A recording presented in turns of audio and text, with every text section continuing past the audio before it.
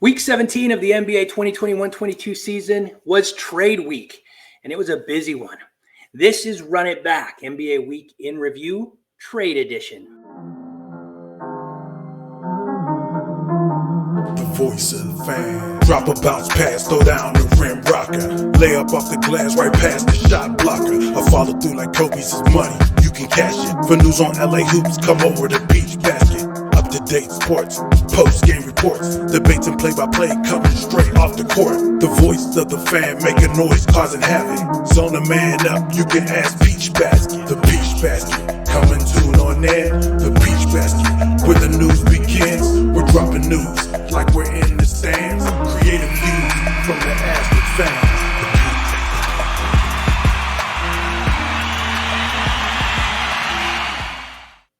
This is the show where we go coast to coast to talk to fans of the teams that made the biggest trades. Tonight, I'm excited to talk to Jack. He runs a very good LA Clippers Twitter account. JP to talk New Orleans Pelicans. Tom to talk Sacramento Kings. Akeem Evans to talk Philadelphia 76ers.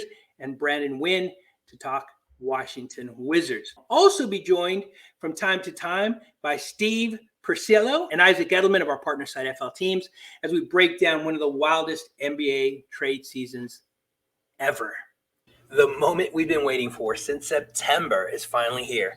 In honor of the big game, DraftKings Sportsbook, an official sports betting partner of Super Bowl 56, is giving new customers 56-1 odds on either team. Bet just $5 and get $280 in free bets if your team wins. Download the DraftKings Sportsbook app. Use promo code TBPN and get 56-1 odds on either team. Bet just $5 and get $280 in free bets if your team wins. That's promo code TBPN at DraftKings Sportsbook, an official sports betting partner of Super Bowl 56 and sponsor of Run It Back, NBA Week in Review. All right, now it's time to drop the pin on Washington, D.C. and bring in the PeachBasket Wizards contributor and fan expert, Brandon Nguyen. The Wizards made a real splash, acquiring Kristaps Porzingis and a second-round pick for Spencer Dinwiddie and Davis Bertans. Additionally, they sent Montrezl Harrell to the Charlotte Hornets for Vernon Carey Jr. and Ish Smith. Welcome, Brandon. Let me bring you in here, and I'm going to bring myself in as well. There are the two of us. I also want to call out that from time to time, we'll have some contributors join us. I know, Tom, you are in the green room waiting. I'm just going to give Brandon a little minute to recap the trade, and then we'll bring you in to talk Wizards basketball. Excited to have you with us, Tom. Brandon, let's get right to it. This was a big trade. It shocked me for a lot of reasons we'll get into. Tell me what you like about this trade for the Wizards. The main thing I liked about this trade was that, I'm never gonna say that an NBA player is a bad player just because they're one of the top 250, 300 players in the world. But when it comes to Spencer Dinwiddie and Davis Bertans, they're good NBA players, but in terms of what they've done in Washington, D.C. this year, they just weren't getting the job done. I mean, the Spencer Dinwiddie I saw at the beginning of the season, that's the guy I thought the Wizards were going to get throughout the course of the season. Sure. And for whatever reason, whether it was injury or it's something that has to do with the rotation or how we're using him strategically, he just couldn't get back to that level of play or anywhere close to it. And then when it comes to Davis Bertans, when the Wizards gave him that big contract in the summer 2020, he was known around the league as a shooter. But once he put his name down on that contract, he was now known as a shooter. And there's a difference. And it's not just Davis Bertans, it's with any NBA player. Once you sign a huge contract, you're now at the top of every team, near the top of every team's scouting report. And it comes down, and from that point on, it comes down to whether or not you can adjust to the elevated defensive attention that you're going to get. Right. And in Davis Bertans' case, he never made that adjustment. Last year there was a decrease in his production, and this year his production declined even further. And when you have two veteran guys who are not playing up to the level of expectations that the team has for them, it's time to move them, because they're taking away minutes from the younger guys who really need to see the court in order to develop their game. Yeah. So yeah, I mean it. So it sounds like you liked more the fact that you got rid of two players that were subpar than because you're not even talking about KP yet. You're talking about who you guys gave up. I'm gonna get there. I'm gonna get there eventually. All right. I'm gonna get there eventually. I mean, when it comes to Davis Bertans, for the past year or so, the fan base has been clamoring for him, has been wanting him to get traded, but I guess they got their wish. Yeah. But when it comes down to Kristaps Porzingis, I mean, he's a good NBA player, but because he plays that power forward position, no, not just the power forward position, but that center position as well. That's the position Rui Hachimura and Thomas Bryant plays. And my only concern is that with him in the lineup and the production that he puts up, because even as an injury-prone player, when he's on the court, he's still getting you 18 to 20 points a game.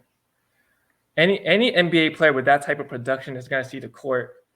And my main concern with having him on the team is that he might take some minutes away from Rui Hachimura or Thomas Bryant.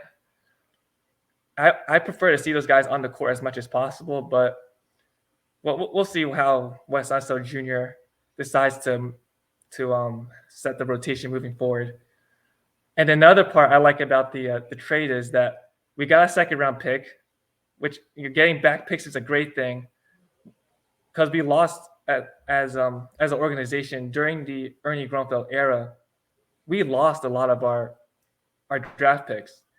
So just to get them back, just to get some draft picks back, is a good thing. Yeah. And the Wizards were able to bring back Ish Smith, who was a great veteran presence, great locker room guy last year and a year before that. And just bringing him back, that's going to be a great thing for this team, especially moving forward without Bradley Beal. Yeah. So much to unpack there. Tom, sure. I'm going to bring you in here in a minute. Let me just ask you this, and then Tom, if you have any questions as well. I'm concerned about KP, right? I remember when he was drafted, right? The New York Knicks fans booed because nobody knew him. And then he played good. For that team, and he actually looked like he was going to be a superstar. At least you got glimpses of what was possible. And then, man, when he went to Dallas, I thought this couldn't be a better fit for him. Luka's such a phenomenal player, a generational player. KP, all he's got to do is be tall, grab some rebounds, take that open shot, and it just didn't look like a fit. At some point, you start to wonder, is it the player? Because, on paper, it just looks like a great fit. I kind of feel like James Harden is that type of player. You just start to wonder, is just something wrong with the personality, the fit? Because on paper, James Harden and Chris Paul should have been the best backcourt in the history of the NBA, I think. Or at least they should have that potential. And I look at KP and I think this guy is so good, but it didn't work in New York. They sent him away. Didn't work in Dallas. They sent him away. What's the general feel in Washington? Is there excitement? I saw the welcome video. It certainly looks like they're excited to have him. Do you guys think this is it? It's going to fit? And Tom, I'll bring you in as Brandon answers that question. What do you think, Brandon? To be honest, I haven't paid attention to the fan base's reaction on what they think of what everyone thinks of Kristaps Porzingis. I I do remember that there was mention of his injury history and how he's missed a ton of games. And going back to what you said earlier about how, is it does it have something to do with his personality and who he is as a player, which made the Porzingis Luka duo not work out. Yeah. I don't know. I fully admit I haven't followed Kristaps Porzingis much throughout the years. I am aware of his injury. Everyone's aware of his injury history, and when it comes to injuries, like sometimes, like even if you're a talented player like Porzingis, injuries it just derails any momentum you build as a player, especially during the off season when you're trying to add different skills, different moves to your game.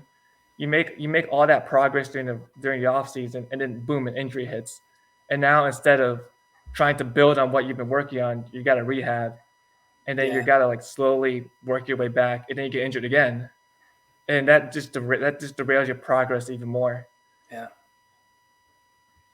it'll be interesting, and hopefully that's what it is, and he gets right, and he has a real impact in Washington. I want to see that for him. I want to see that for the Wizards. I'm a big fan of Ish Smith. He's like the little engine that could, right? This is not a guy that you would think would have any success in the NBA. He's carved out a really good career, and I'm happy for Ish Smith. Let me introduce Tom. Tom is probably the best live tweeter in the game, and I mean that sincerely. He live tweets Lakers and Golden State Warriors for us, who happen to be meeting today. He decided to jump on, and I think it's kind of appropriate because when we think about the Wizards, my first thought is, guys like Thomas Bryant, former Laker, KCP, former Laker, Kyle Kuzma, former Laker, right? A lot of the core of the Washington Wizards started out in LA. So, Tom, I don't know if you had any questions or if you just wanted to chime in at all about this trade.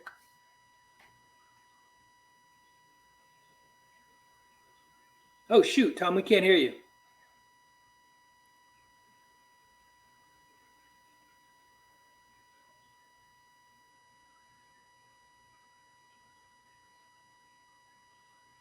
This happened to Steve, too.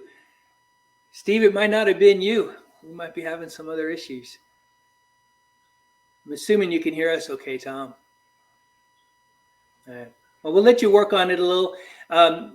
Brandon, we kind of, you certainly told us what you didn't like, and I understand, all of that.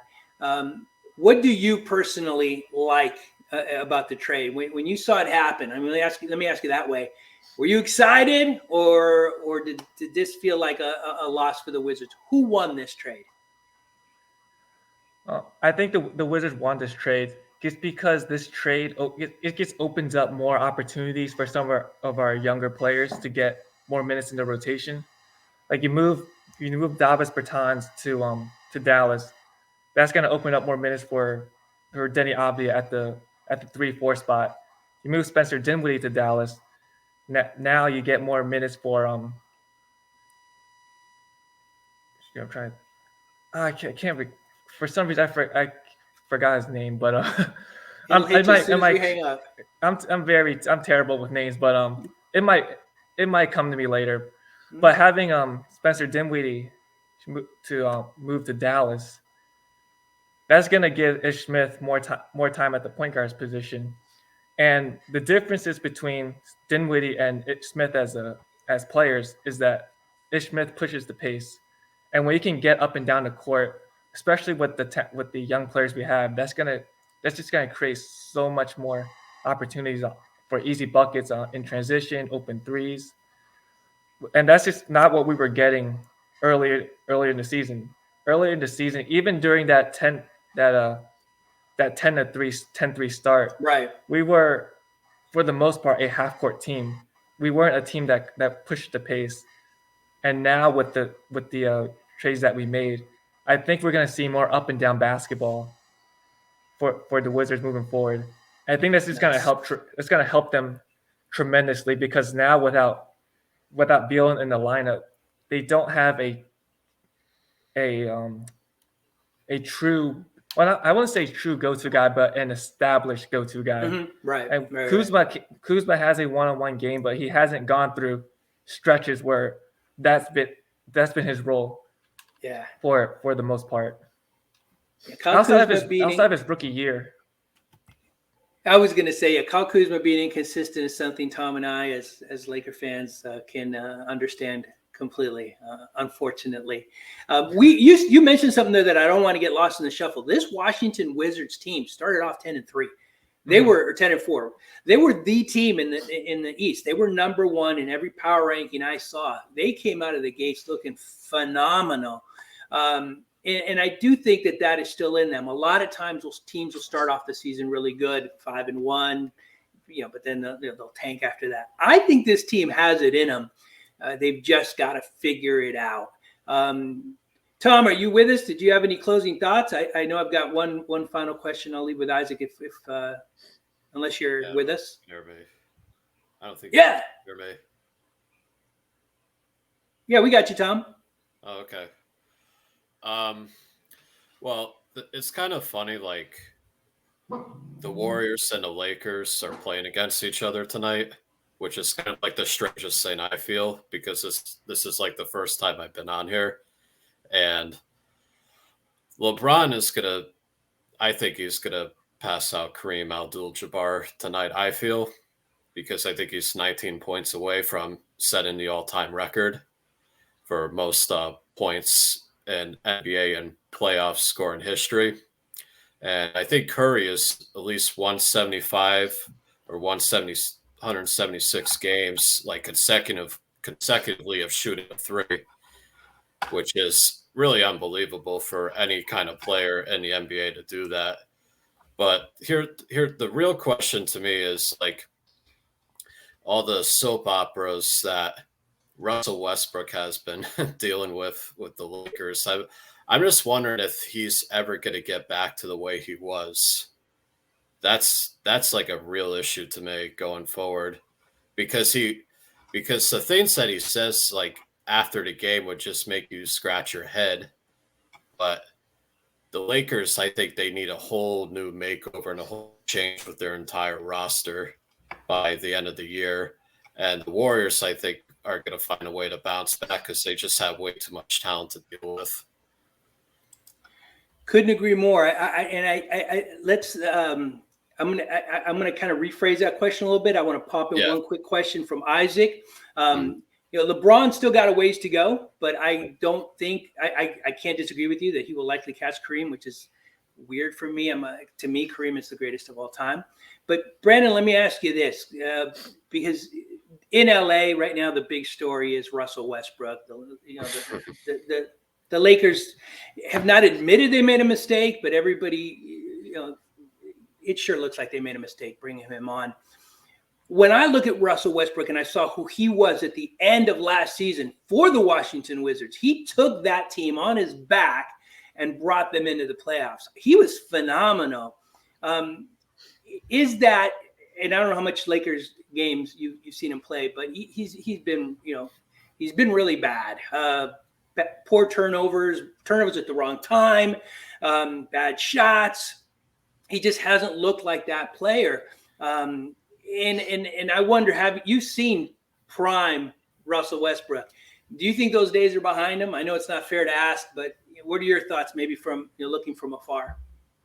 Like the Russell Westbrook that Wizards fans saw towards the tail end of last year, where he where him and Bradley Beal just put the team on their back and pretty much pushed this team towards the playoffs. That Russell Westbrook, he still has it. He still has that burst. He still has the athleticism. The thing with Russell Westbrook is that he's a rhythm player, and he gets that rhythm by having the ball. I won't say having the ball in his hands a certain amount of times, but just being able to initiate the offense enough times in order to get into that rhythm, in order to develop that comfortability within the offense. And when he's playing with a guy like LeBron, who they don't quite do the same things on offense, but in terms of how they initiate the offense, is pretty similar. Yeah. And what happens when a player like Russell Westbrook plays with a player like LeBron? When another All-Star plays with LeBron, for the most part, they're gonna see a drop in how often they initiate the offense, unless you're someone Right. like an Anthony Davis or a Kyrie Irving.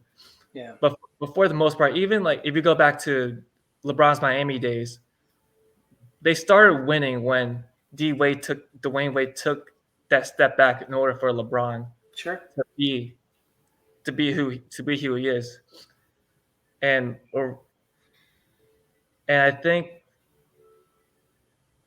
that is losing that rhythm on offense. That's the reason why Lakers fans are seeing the Russell Westbrook they're seeing this season. Yeah. Because he's not in rhythm. He's not in situations on offense that he's accustomed to being in. Yeah. You see him playing off the ball more now. He's not able to initiate as much offense from the top of the key like he did last year. Because even when he played with Bradley Beal last year, you still see he still got a chance to do what he always did. But now that's not quite the case, and that's why he's been struggling this year. He's not in rhythm. He's not in sync. Yeah. And that's where the turnovers and the bad shots come from. Yeah, at the end of the day, it's just made it hard not a on right fit. himself too, though. But he's also been he's making it difficult for himself because sometimes I feel like he could be a bit of a distraction, and he lets little things like bother him about not getting enough minutes. And if you're not playing well, it doesn't matter what kind of basketball player you are. If you're not playing well, you're not going to get enough minutes in the game. That's just it. Like, I think the Lakers they're kind of tuning him out a bit. I mean, you saw it in the previous match with the Bucks. I mean, the Bucks just completely annihilated the Lakers. And what happened was that Russell goes to LeBron and Anthony Davis, and they want nothing to do with him. They're just looking that forced at hug. Yeah, that forced hug. They're trying to do some kind of kumbaya kind of a ritual. Yeah. That's not going to work. He had like a silent double-double of 10 points and 10 rebounds, and it's like you didn't even know it because his just like turnover ratio was just so poor. Well, the Lakers are who they are. They didn't make a move. Evan Moore wrote a great article around that. You can find it. We'll link to it. The Lakers are who they are. So now the only hope is that they can find that Russell Westbrook that Washington Wizards got a chance to see. I'm going to give the last word to Isaac. Looks like Edelman. I'm not sure. I hope I'm pronouncing that correct. Edelman? I don't know. Some person from Facebook asked a question. You touched on this a little bit, Brandon. Bertrand's was on fire, 40% shooter from three. Cuban has come out and said, listen, he's still shooting. I think he's shooting something like 50% from three now. It's, not a huge sample set. But Cuban thinks Bertrand's is going to come back. If Bertrand's does come back, I know he's got a lot of money. I know he dipped after he got that money. You talked about that. But does it change your opinion of this trade and the success of the trade if Bertrand's goes back to shooting 44%? Nah, not at all. Okay. Not at all. I mean, like his game, it just has not evolved at all. If you look at his offense, the minute he runs off that curl screen and catches the ball, everyone in the arena knows what he's going to do. He's not going to pump fake. He's not going to put the ball on the floor for a quick one dribble pull up. He's not going to get to the basket. And when your offensive game is that one dimensional, I mean, sure you'll go through stretches where you just knock down almost every single shot, but as an NBA player, you can't be that one dimensional, especially if you're a 6'9", 6'10" guy like Bertans. I mean, Bertans is not a short guy. He's tall. He has length, but he doesn't use it to his advantage. Yeah, which is a little puzzling to me. I don't want to I don't want to keep saying negative things about Bertans, but he's a 6'10" guy who only he's a 6'9", 6'10" guy who only shoots threes. He doesn't have an interior game at all. And I mean, he's at the size and length that he has, like that's perfect for being able to shoot over defenders from the mid post, or shoot a contested mid range shot with the shot clock winding down. But he just does not have that in his game, and that's the evolution I wanted him to go through as a player once he signed that contract. But I guess it didn't happen. Yeah, and sometimes it doesn't for some players. We'll see for the Mavericks' sake. Hopefully it happens there. But regardless, I'm excited to see KP and the evolution of his game in Washington. Great recap. Thank you. We've got about 10 minutes to go, and then we're going to talk Sacramento Kings basketball. That's a team that doesn't make a lot of trades, but they made one, and we're excited to talk Kings basketball in about 10 minutes. We'll be right back. Thank you, guys. The voice of the fan. Drop a bounce pass, throw down the rim rocker. Lay up off the glass right past the shot blocker. I follow through like Kobe's is money. You can cash it. For news on LA hoops, come over to Peach Basket.